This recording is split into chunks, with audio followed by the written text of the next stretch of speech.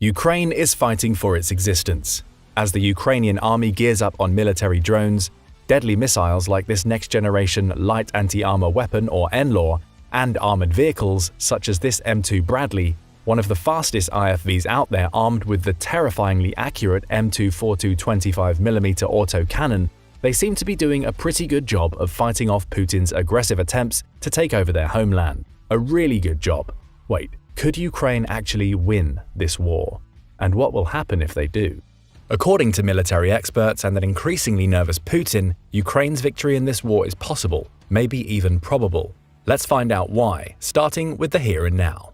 At this point, everybody is waiting for spring, especially the lion-hearted Ukrainian army. Why? Well, the war, mostly confined to the country's easternmost Donbass region, has been characterized by winter sieges in and around devastated cityscapes like Soledar and Bakhmut. These battles have been inconclusive for both sides. It's a controlled situation, one Ukrainian unit commander remarked. Sometimes it's really better to take a step back, then after that to make a counterattack and crush the enemy. Each day we're destroying enemy positions. People are tired, but their hearts are burning still. We have work to do. Things won't go on like this forever. Ukraine has a plan, and it starts with tanks. Right now, Ukraine and Russia are both using the winter months to rest and resupply their exhausted troops, injecting new soldiers into the fight ahead of larger-scale operations slated for the spring. With some officials claiming Russia will soon thrust its 300,000 new conscripts into an imminent new offensive, Ukraine is earnestly preparing its own defensive lines, from which it can repel the Russian assault and, with time, stage its own sweeping counteroffensive using newly donated main battle tanks. Ukraine's list of successes is already long and continues to grow. It won the Battle of Kyiv, defended Mykolaiv, and kept the Russians out of Odessa. After steadily pushing the Russians eastward throughout the summer, it staged brilliant campaigns to liberate Kharkiv and Kherson. If Ukraine's future counteroffensives manage to repeat the outcome of those conducted in 2022, victory could be right around the corner. But victory can take many forms. What would it ultimately look like for Ukraine? Ukrainian President Volodymyr Zelensky has been clear that victory for him means a full restoration of its territory as it existed before Russia's invasion, even if it means that Russia continues its illegal occupation of Crimea, the rocky Black Sea peninsula that would be incredibly difficult to liberate by military force. If Ukraine's fighting power continues to grow, there are two likely operational scenarios for how the war might end. The first is the most likely, something policy analysts have called winning small.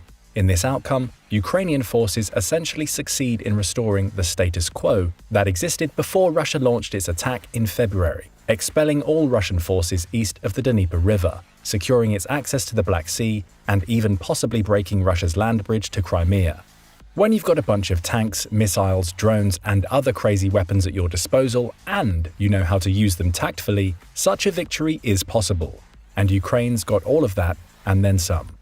Kyiv's use of first-rate Western intelligence has been beyond impressive. Its integration of what can only be described as a huge variety of Western firearms and other weapon systems, from HIMARS to HARM missiles and howitzers alike, has been nothing short of peerless. Its dogged determination and commitment to fighting the long fight has seen them break down Russian morale, force new waves of Russian conscription, and make many tactical gains from the little means at their disposal. Will all of this be enough to win back what is rightfully Ukraine's? Hopefully far from an outcome that might induce a trigger-happy Putin to resort to nuclear escalation, the winning small scenario would nevertheless signal the potential for smaller and militarily weaker states to repel aggressive, neo-imperial neighbors. Given the relatively limited territorial constraints in the winning small victory scenario, you can probably imagine the scope of its winning big counterpart.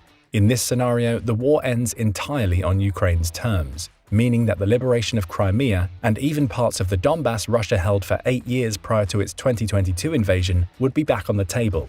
What would need to happen for Ukraine to fully claim the championship belt? For starters, it would have to answer a line of lingering questions regarding its combat potential to win big. They'd have to attack, not defend, significant swathes of land, some of it predominantly accessible only amphibiously in the case of Crimea. Russia would doggedly cling to these stolen possessions, legitimizing symbols of Putin's waning great power status in the eyes of the world. In a Foreign Affairs article discussing these outcomes, Liana Fix and Michael Kimmage argued that the stars would have to truly align for a wholesale defeat of Russia. A lightning victory for Ukraine, one battle building upon another, Russian supply lines disintegrating, and Ukrainian morale driving its soldiers unstoppably forward. At the same time, the Russian army would have to collapse in retreat. Strategy would give way to the emotions of individual soldiers as panic took hold. Regardless of which version of Ukraine's victory would ultimately play out, one thing's for sure: things wouldn't end there. The consequences of a Ukrainian victory would be far-reaching, regardless of the scale. Russian defeat would bring nearly unbearable national shame. Raging Russian hardliners will push Putin to deploy everything in his power to salvage something from his special military operation. But everything may not be enough. As the infamy of defeat spreads throughout Russia, a population long shielded from the truth of Putin's war by the Kremlin's venomous cast of propagandists will become aware of the desperate state of affairs. Discontent could ferment into open rebellion. Rebellion could spawn revolution. Can Putin hold on to his power? On the flip side, Ukrainian victory would not only vindicate the billions of dollars in aid and material donated by the West, it would signal Ukraine's reliability and resilience as a partner and possible ally. Could Ukraine officially join NATO and the EU? Would these decisions force a desperate Russia into out-and-out nuclear war? Before we explore these possibilities further, we should be clear that even if Ukraine wins small, the conflict would be unlikely to actually end. Forecasting his country's future, President Zelensky has argued that Ukrainians everywhere would need to remain vigilant and prepared for decades of perpetual conflict, likening Ukraine to Israel in its full-time orientation towards self-defense.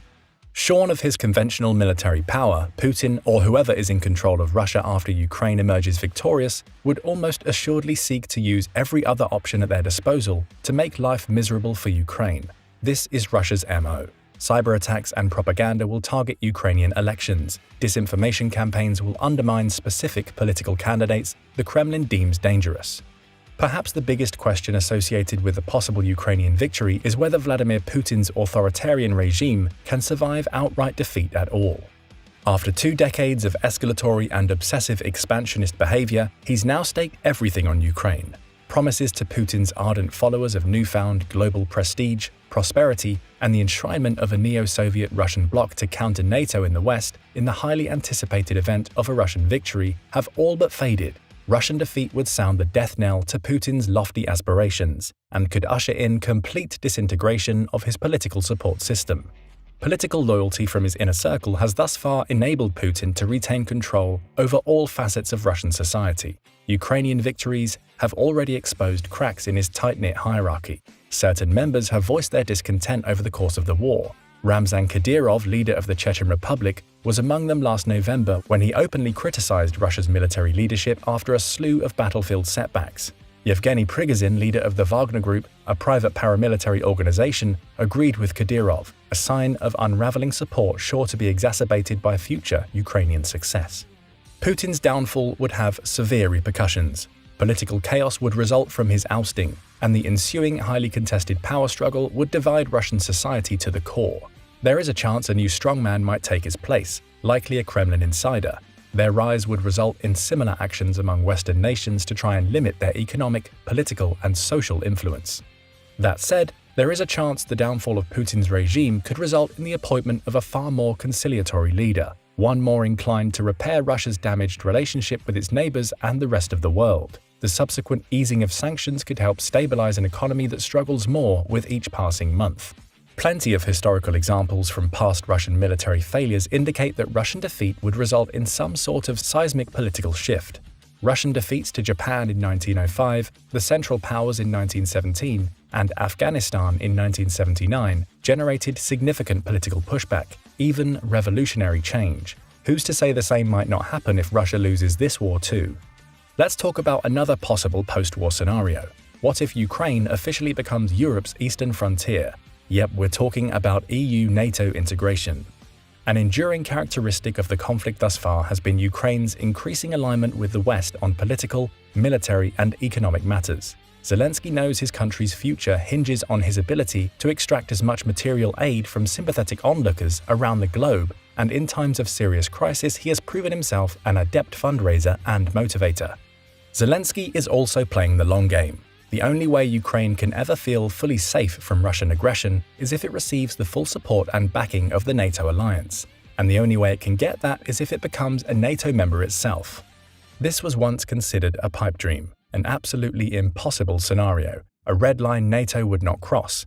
Before 2022, Ukrainian membership in the Transatlantic Alliance was considered far too threatening to Russian security interests. Ukraine actually applied for limited membership in 2008, but the application was postponed during the election of its next president, Viktor Yanukovych, who opted to keep Ukraine out of NATO. But then Russia invaded in 2014, painting itself as the aggressor and Ukraine as a victim. Ever since, Ukraine has framed itself as a perfect NATO candidate, and after their performance against Russia so far, it's sort of hard to disagree. Last year changed everything. NATO countries are now donating weapon systems and equipment in vast quantities. As Ukraine becomes more proficient on these systems, they will become even more interoperable with Western partners, bolstering their case for membership. Last September, Ukraine officially applied to join NATO with public support at an all-time high. Today, more than 85% of Ukrainians see it in their country's best interest to join the alliance. Membership hinges on many factors. Though 9 NATO members have voiced their desire for Ukraine to join, it is almost certain the alliance will not accept Ukraine's application while they are currently at war, as doing so would oblige each NATO country to deploy forces to Ukraine itself, an escalatory step those countries' political leaders would be leery to take. The prospect of Ukraine joining NATO remains the third rail of international politics, one journalist noted. Touching the issue can leave you burned.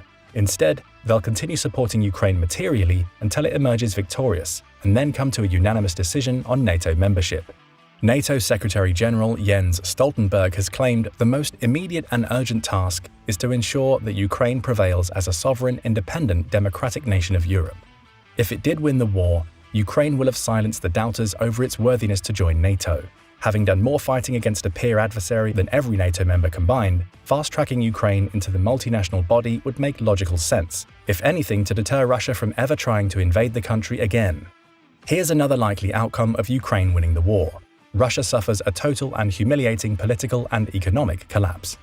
Ukraine is already marching down the path toward democratic prosperity, an outcome that would be accelerated in victory. Ukraine's heroic fight has united the West in support against Russia. Consequently, Ukraine has come to enjoy its closest diplomatic relationships with Western officials in the country's history. Zelensky has traveled all over the world garnering support in their fight for freedom, inspiring audiences and leaders whose countries have waged similar struggles against oppression. Just as likely as it is for Russia's political and economic system to shatter in the wake of a Ukrainian victory, Ukraine's democracy would likely flourish. On February 28, 2022, just a few days after Russia's invasion, Ukraine officially applied to join the European Union. At a recent EU-Ukraine summit, the first to take place on Ukrainian soil, Ukraine expressed interest in securing EU membership within a tight 2-year timetable. Most EU members know this proposal is wishful thinking, with French President Emmanuel Macron claiming it will be decades before Ukraine joins, likening their case to those of Serbia, Turkey, and Montenegro, who are still waiting for membership. But most people would have dismissed Poland's chances of ever joining the EU when it was locked in its own struggle for freedom in the 1980s. Within a decade after the dissolution of the Soviet Union, Poland officially joined NATO in 1999 and the EU several years later. Other Baltic states have a similar trajectory. All of them support Ukraine's membership for obvious reasons. EU nations fear Ukrainian membership will dilute their own powers and perks. With Ukraine and Poland boasting a combined population of 80 million, there is a sense they could team up to rival Germany as a political force in the European Council, or become an excessive drain on the EU budget. Nobody can deny, however, Ukraine's eagerness to align itself with the West. Of course, nothing speaks louder than victory. If the process to join the EU is merit-based, Ukraine will continue to strive to meet each of the EU Commission's conditions.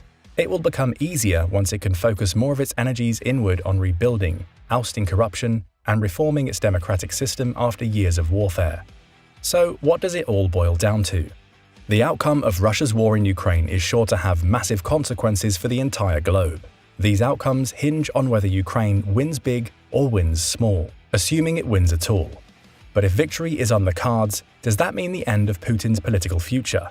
Might NATO or EU membership be in the offing for Ukraine? Will victory herald an even greater embrace of Western values among everyday Ukrainians? What do you think? Let us know in the comments, and don't forget to subscribe for more military analysis from military experts.